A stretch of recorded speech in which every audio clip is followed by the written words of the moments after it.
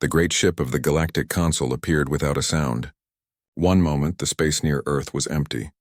The next, the ship was there. It was a tall, sharp spire of metal that shone with a soft light.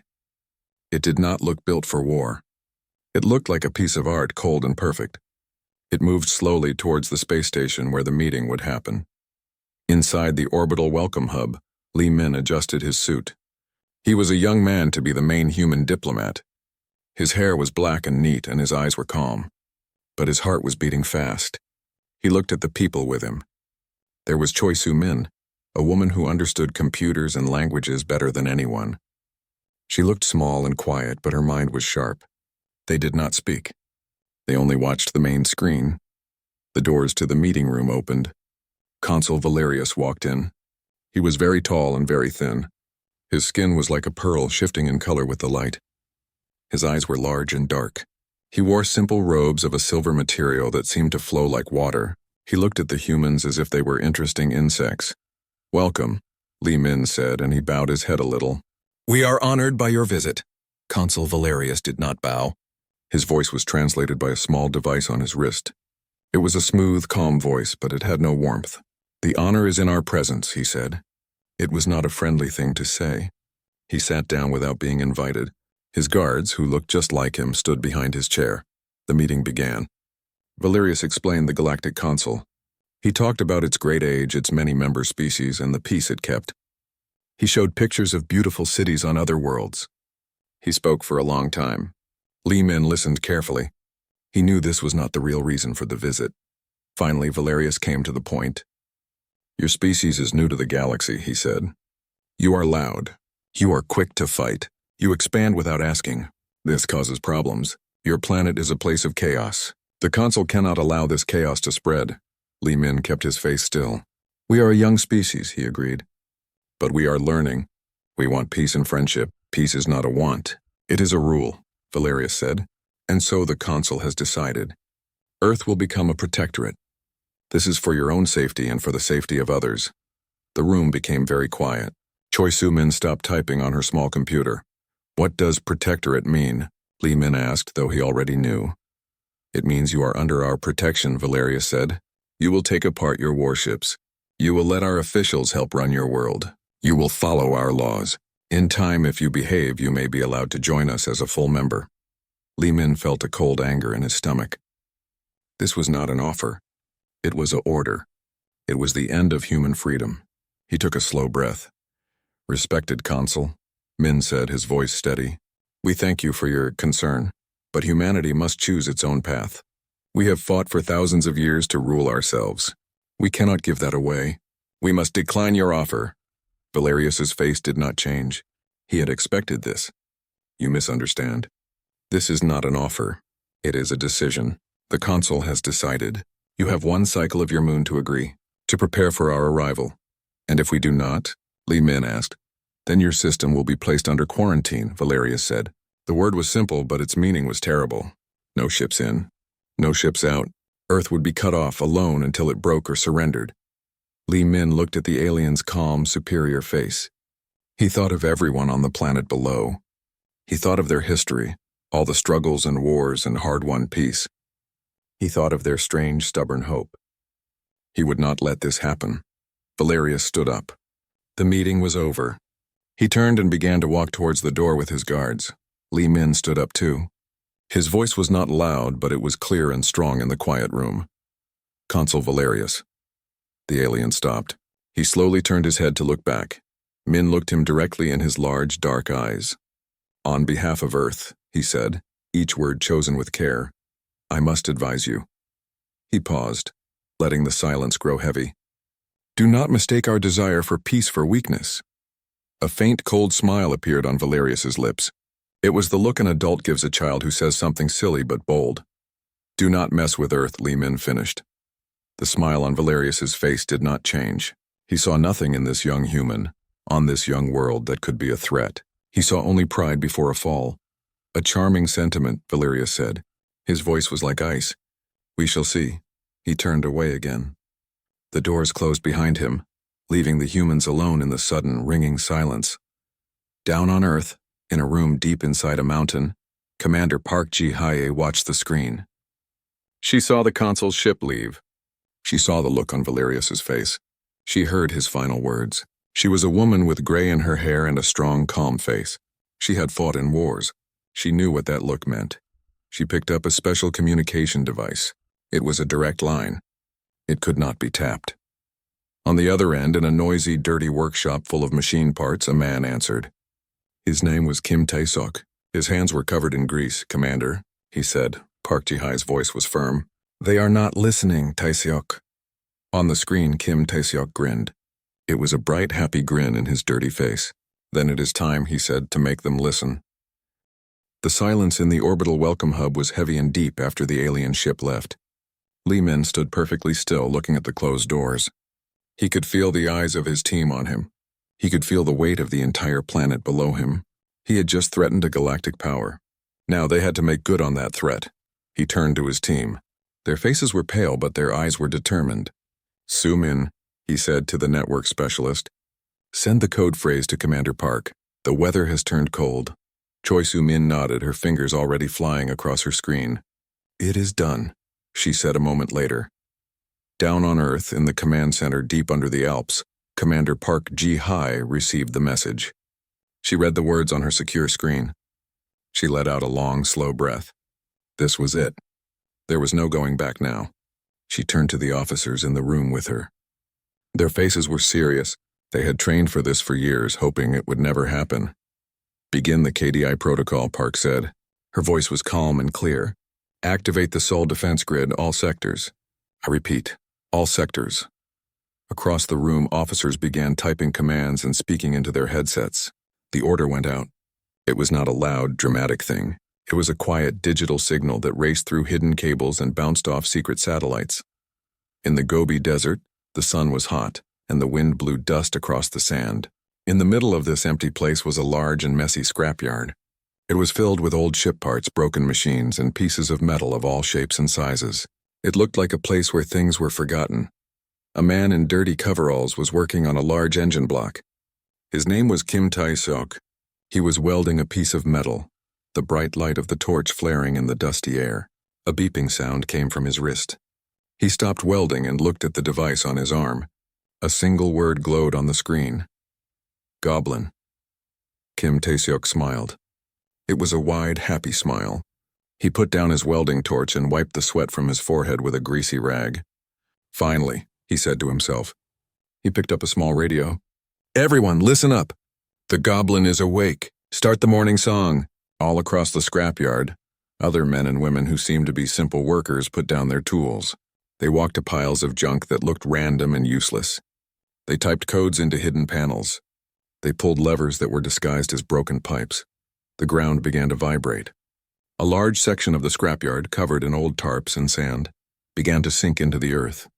It revealed a wide ramp leading down into a brightly lit underground complex. This was not a scrapyard. It was a front.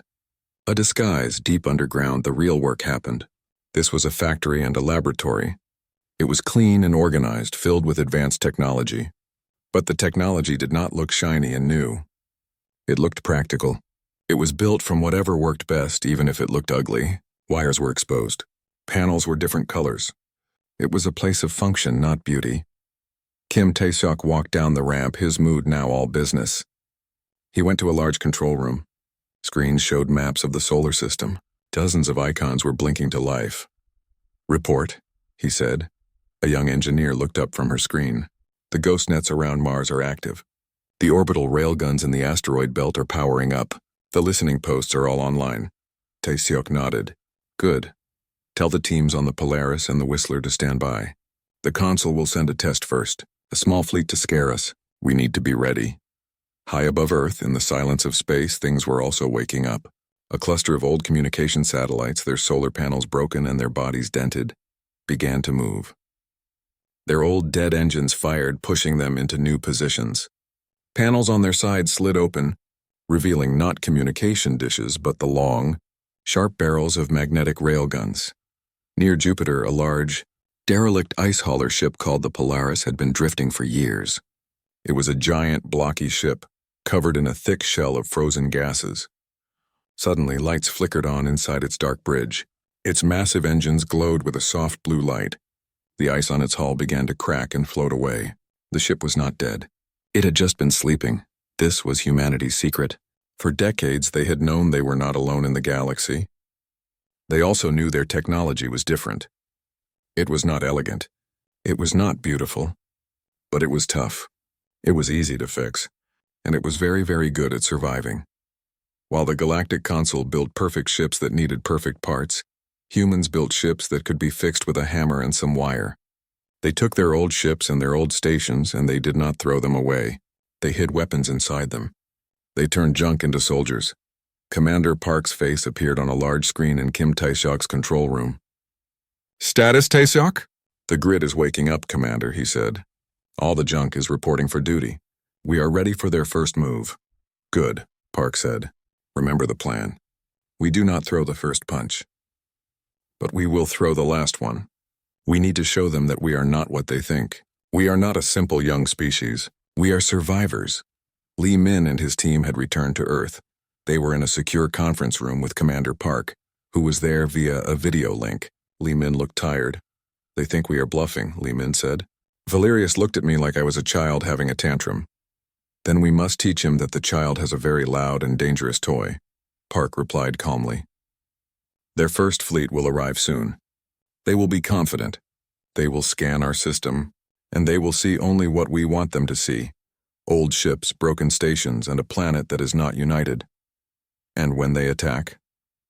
Lee Min asked. "Then we introduce them to the Goblin," Park said, "and to Choi Soo-min's little digital pets." Choi Soo-min, who was in the room with Lee Min, smiled a small, sharp smile. She held up a small data chip. "I have prepared a welcome gift for their computer systems. They like things to be clean and orderly. My programs are neither. They are messy and stubborn. Like us, the days passed. The moon grew fuller in the night sky. The deadline was getting closer. On the surface, life on Earth went on as normal. People went to work. Children went to school. They did not know about the secret fleet waking up in their solar system. They did not know about the meeting that had gone so wrong. Their leaders had decided to keep it quiet to prevent panic. But in the secret bases and the hidden control rooms, people waited. They checked their systems again and again. They ran simulations. They knew what was coming. Finally, the day arrived. The consul's deadline was only hours away. In the command center under the Alps, a warning alarm beeped softly. "Commander," an officer said, "we have a gravitational anomaly at the edge of the system, just beyond the orbit of Neptune. Something is coming out of warp." Park Ji-hai stood up and walked to the main screen. "Show me." The screen showed a view of empty space. Then 3 points of light appeared. They grew quickly into the shapes of ships. They were the same design as Valerius's ship, tall, sleek, and shining. They moved towards the inner solar system with purpose. "The consul's quarantine fleet," Park said. "Right on time." She opened a channel to Kim Tae-seok and Lee Min.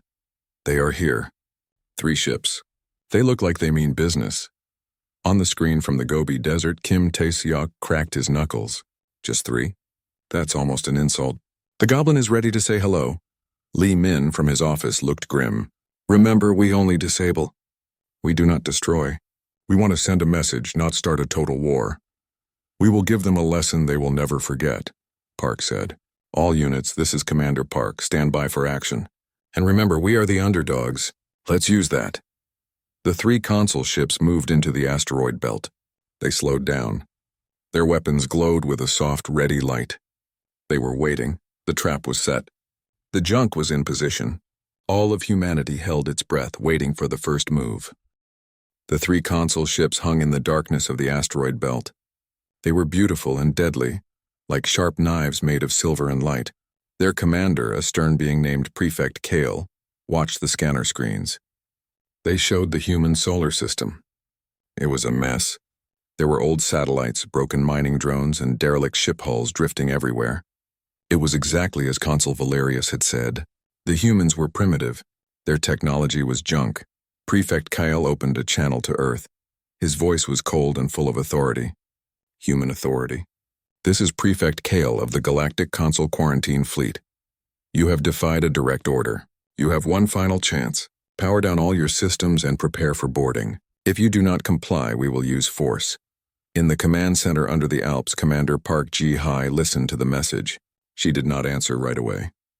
She looked at Kim Tae-seok's face on a side screen. He was in his underground workshop in the desert.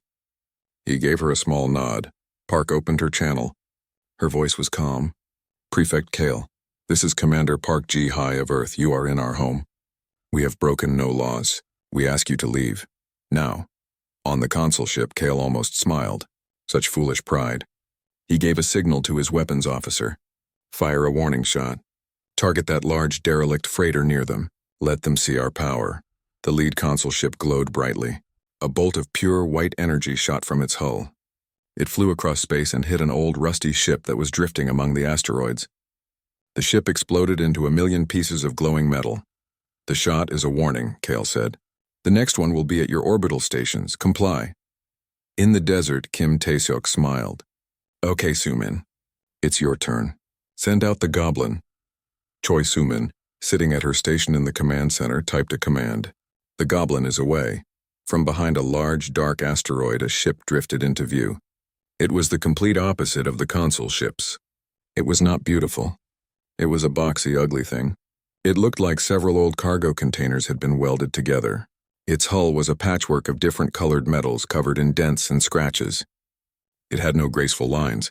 It was all sharp corners and ugly welds. This was the goblin. On the consul ship, the scanner officer looked confused. Prefect, a small vessel has appeared. Its design is primitive. Its energy signature is very low. It does not appear to be a threat. Kyle watched the ugly little ship on his screen. It is a distraction. A foolish gesture. Target its engines and disable it. Let us show them how useless their technology is. The consul ship fired again. The same white energy bolt shot towards the goblin. This time, the goblin did not try to dodge. The energy bolt hit it directly in the center of its hull. A bright flash of light covered the screen. When it faded, the goblin was still there. A large patch on its hull was glowing red-hot, but the ship was not damaged. It drifted forward as if nothing had happened. On the consul ship, the weapons officer stared at his screen in disbelief. The target, it absorbed the hit. Shields are minimal, but the hull integrity is at 98%. That is not possible. Inside the goblin, the pilot, a young woman named Lee Hana, grinned. Her hands were tight on the controls. The ship had shaken, but the warning lights were all green. The patchwork armor held, she said into her comm. Just like Tae-seok said it would. Kim Tae-seok's voice came back over the radio. Good. Now, Hana, show them what a primitive weapon looks like. Fire the spike. The goblin rotated slowly. A large, thick tube extended from its front. It did not glow with energy. It was just a metal tube. There was a loud thump that vibrated through the ship. A long, solid metal rod shot out of the tube. It was not fast like a laser. It was incredibly fast for a physical object. It was a giant, guided railroad spike made of the hardest steel humans could make. The spike flew silently through space. The consul ship's shields were designed to stop energy weapons. They shimmered as the spike hit them. For a second, the shields held. Then, with a soundless tear, the spike punched right through.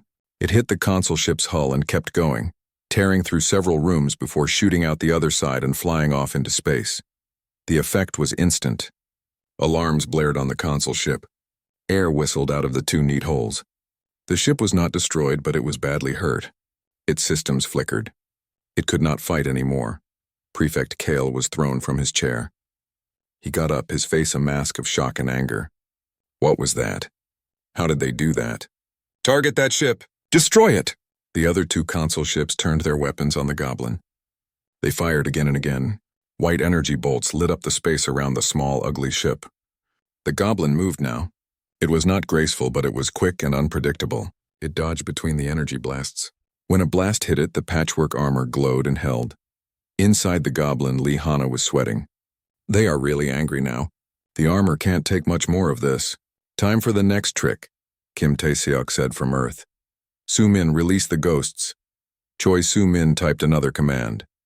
Releasing the digital ghosts now. On the consul ships, the computer screens suddenly went crazy. Strange symbols and human words flashed across them. The lights flickered. A voice speaking in the consul's own language came over the internal speakers. It was a child's voice singing a simple, annoying human song. The weapons on one of the ships suddenly powered down. The ship's captain shouted, "I've lost control." "The computer won't listen to me." The other ship began to spin slowly, its navigation system confused by the virus. The Goblin used this moment. It fired its thrusters and flew quickly away from the fighting. Its job was done. Back in the command center, Commander Park watched it all. She opened a channel to Prefect Kale. His face appeared on her screen. He looked furious and confused. "Prefect Kale," Park said, her voice still calm.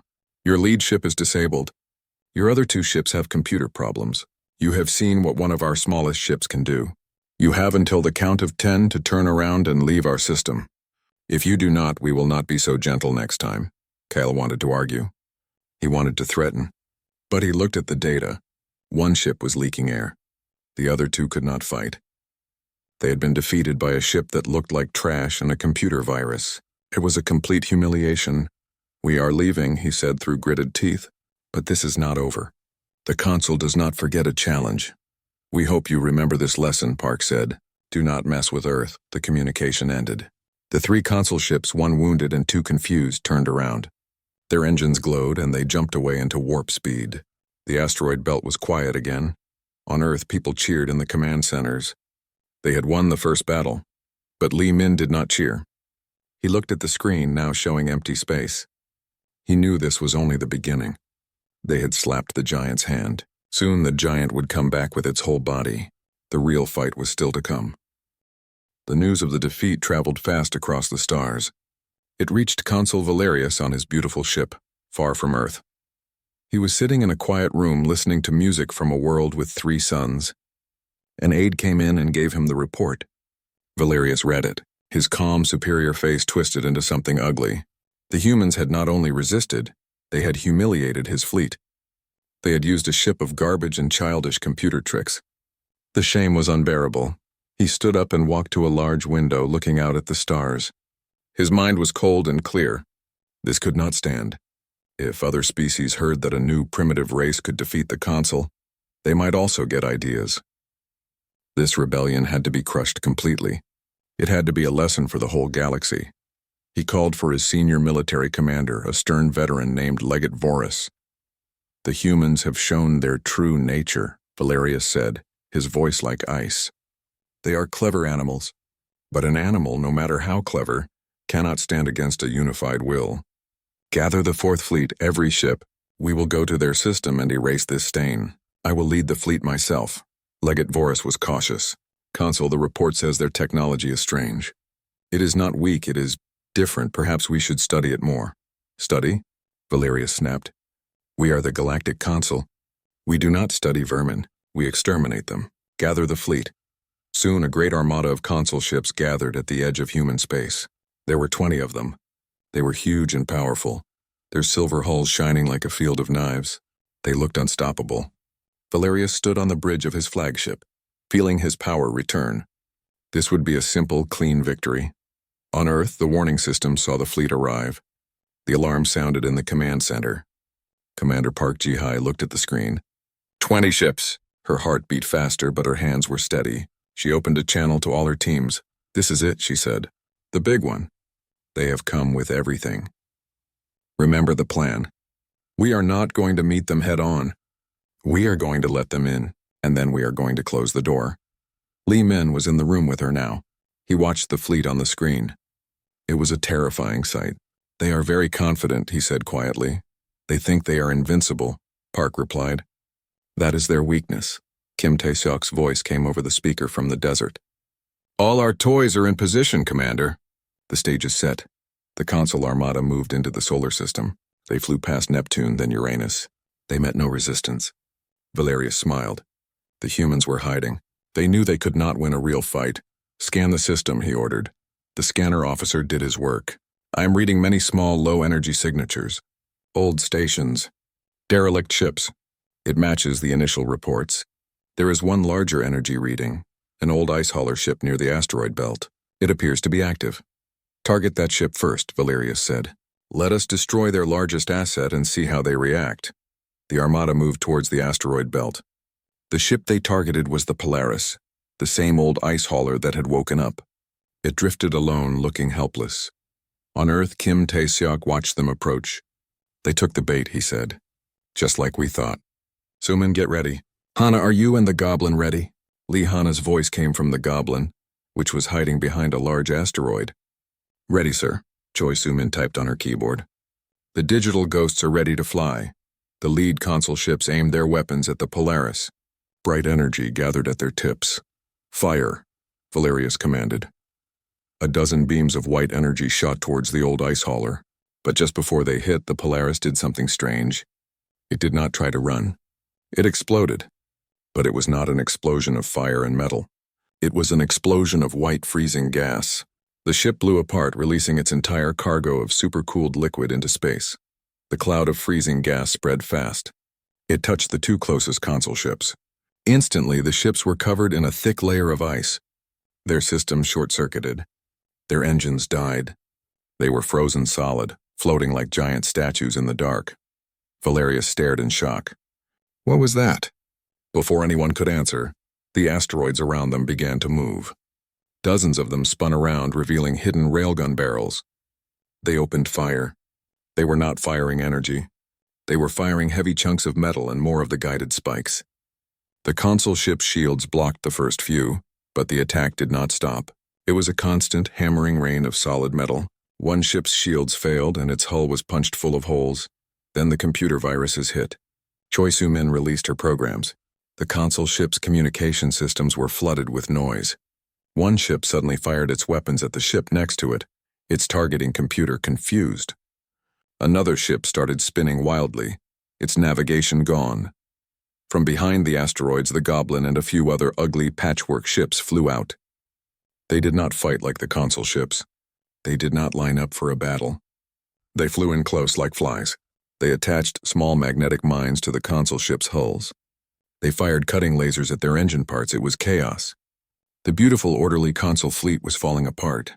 They were trained for a certain kind of war, a war of power and shields. This was different. This was a street fight in space. The humans used everything. They used rocks. They used ice. They used computer bugs.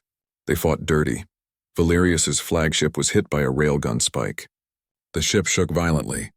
Alarms blared everywhere. He held onto his chair, his face white with fear and rage. Return fire. Destroy them, he screamed, but his weapons officer was struggling. I cannot, Consul. The targeting system is showing pictures of their primitive animals. I cannot lock on. Another hit shook the ship. The lights flickered. On Earth, Commander Park watched the battle on her screen. The consul fleet was completely disabled. Their ships were frozen, confused, or drifting with broken engines. It was a total victory. She looked at Lee Min. It is time to talk. Lee Min nodded. He opened a channel to the consul flagship. The screen showed a chaotic bridge. Valerius was there, his perfect hair messy, his robes disheveled. Consul Valerius, Lee Min said. His voice was calm but firm. Your fleet is defeated. Your command ship is under our control. We have access to your life support. This fight is over. Valerius looked at the human on the screen. He could not believe it. He had come with 20 warships to crush these insects, and now he was at their mercy. The shame was a physical pain in his chest. You are savages, he spat out. You fight with tricks and lies. We fight to win, Lee Min corrected him. You thought because our ships were not pretty, they were not dangerous. You thought because we value each life, we would not fight for our whole species. You were wrong. You were warned. Lee Min leaned closer to the screen. His eyes were hard. We warned you. Do not mess with Earth. You did not listen. Now you will listen. You will take a message back to your consul. Earth is free. We are not your protectorate. We are your equal. And if you ever come here again with weapons, we will not be so gentle. Valerius had no words. He could only stare in defeat. Lee Min ended the communication. The screen went dark. In the command center, there was a moment of silence, and then a great cheer erupted.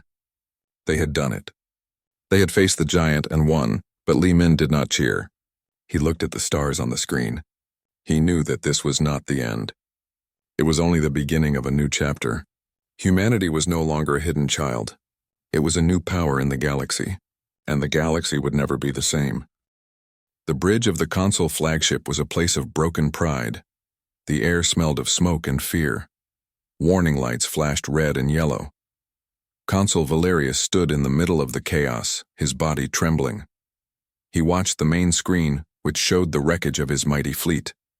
His beautiful ships were frozen, drifting, or sparking with internal fires. They looked like a flock of beautiful birds that had been caught in a terrible storm. And the storm had been made by humans. Li Min's face was still on the communication screen. He looked calm. He looked patient. This made Valerius even angrier.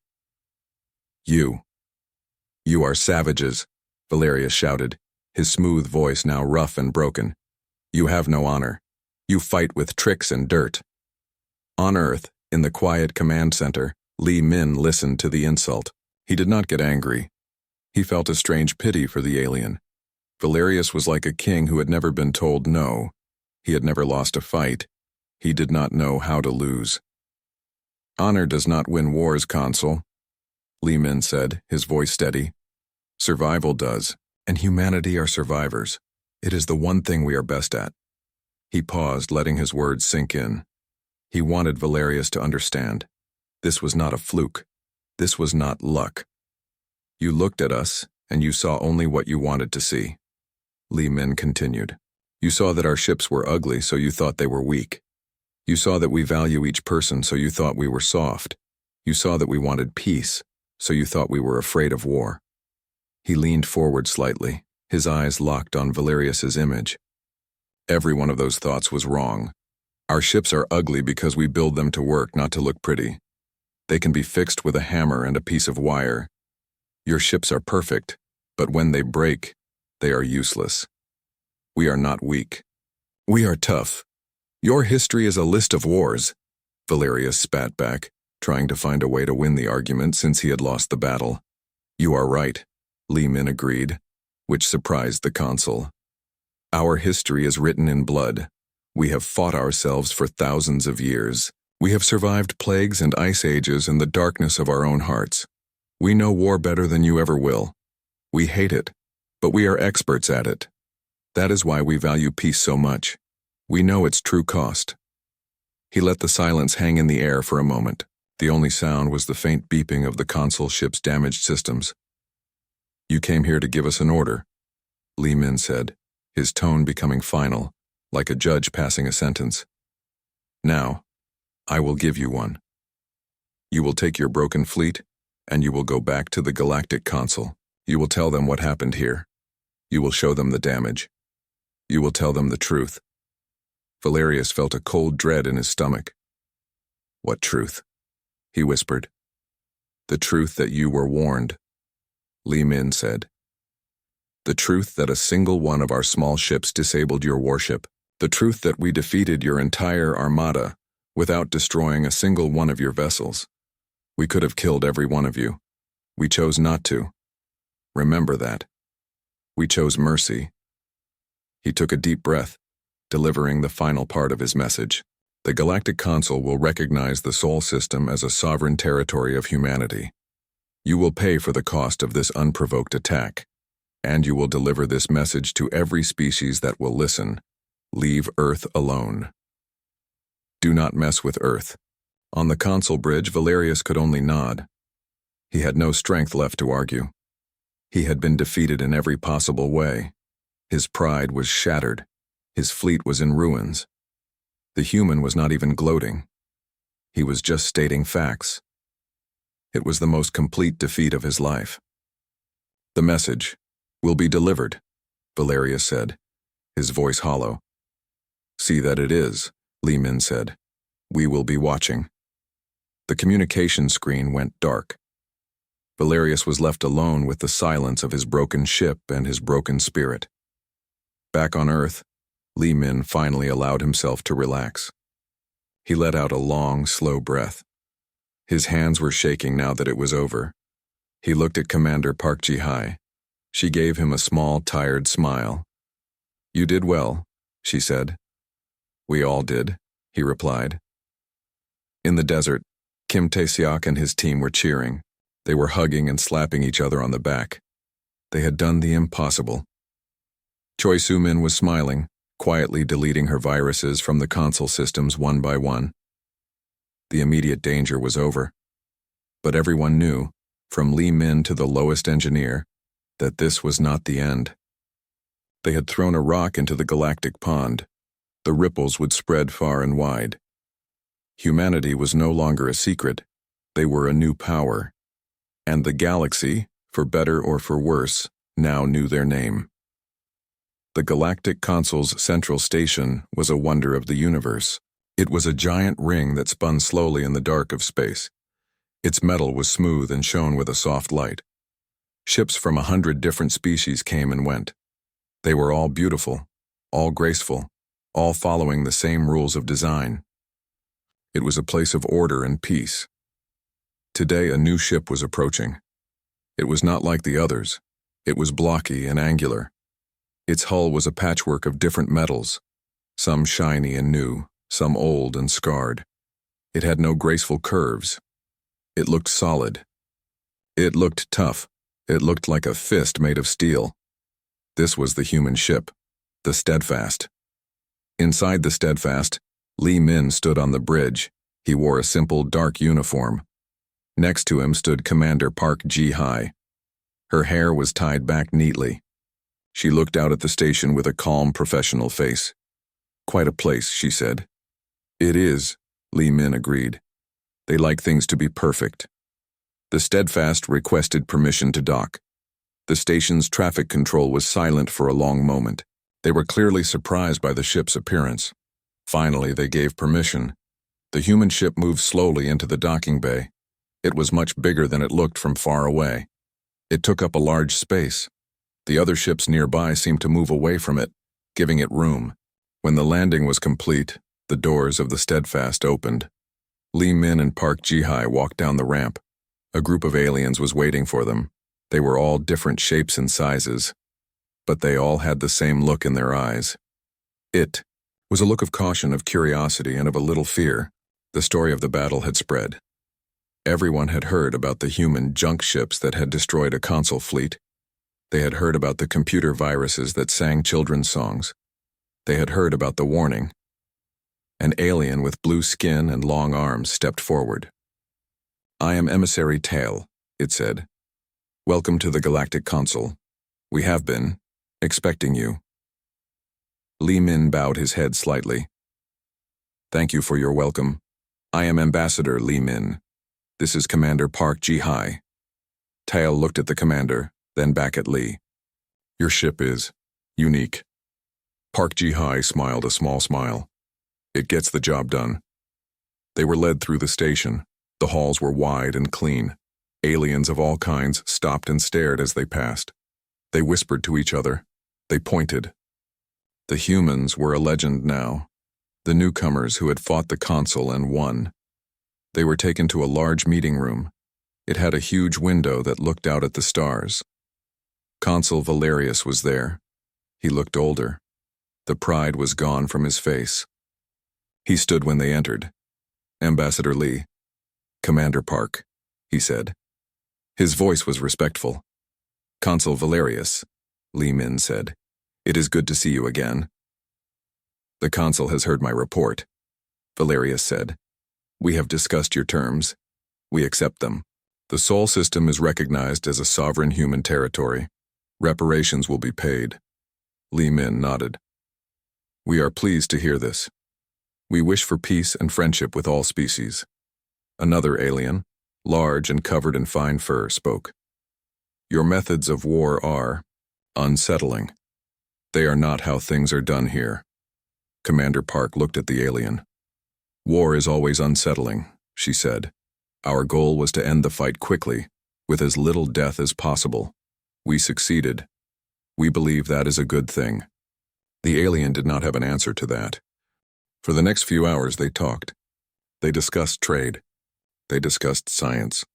They discussed the rules of the galaxy. Li Min and Park Ji-hai were calm and professional. They did not boast. They did not threaten. But everyone in the room knew the power that stood behind them. They knew about the ships made of junk that were tougher than any warship. They knew about the engineers who could turn scrap metal into weapons. As the meeting ended, Li Min stood. "Humanity has much to learn from the galaxy, but we also have things to teach. We are good at surviving.